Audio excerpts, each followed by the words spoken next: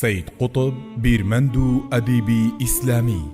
ناوی تەواوی سەید کوڕی قوتب کوڕی ئیبراهیم حوسێنی شازلیە لە 9 دەی 1906 لە گوندی موشا لە میسر لەدایک بووە. خاوەنی دوو خوشک و برایەکە بەناوەکانی ئامینە و حەمیدە و محەممەد. لە 10 ساڵیدا هەموو قورئانی پیرۆزی لەبەر کردووە.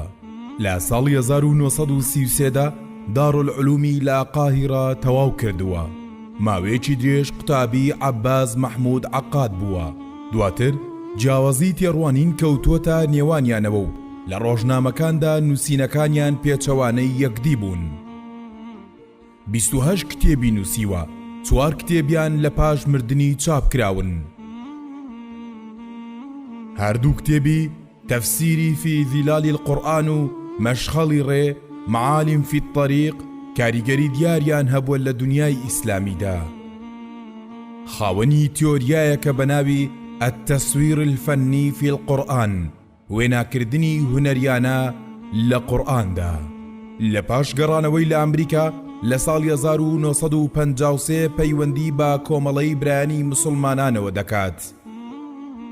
سەرەتای پەیوەندیەکە لە ڕووی هیزریەوە لە نووسینی کتێبی العدالة الاجتماعية في الإسلام ودستي بيكر.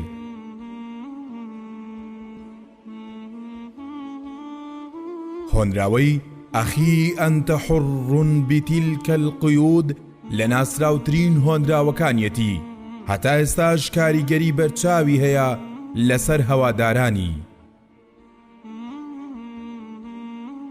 بتومتي هولدان بو كشني سروچي أو كاتي مصر سەید لەگەڵ هەزاران ئەندامی برایاندا دەستگیر کران.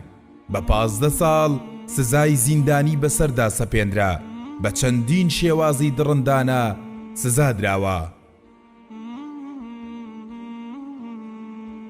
لە ساڵی 1964 لە سەرداوای سەرۆکی ئەو کاتی عێراق عەبدوسەلام عارف بەهۆی خراپی تەندروستیەوە سەید ئازاد کرا لە پاش 10 ساڵ زیندانی. لەو ماوەیەدا سەید کتێبی المستقبل لهذا الدین و تەفسیری فی ظیلال القورئانی تەواو کردووە. لە پاش 8 مانگ جارێکی تر سەید زیندانی دەکرێتەوە. بە تۆمەتی پشێوی دروستکردن لە دەوڵەتدا دادگایی کرا.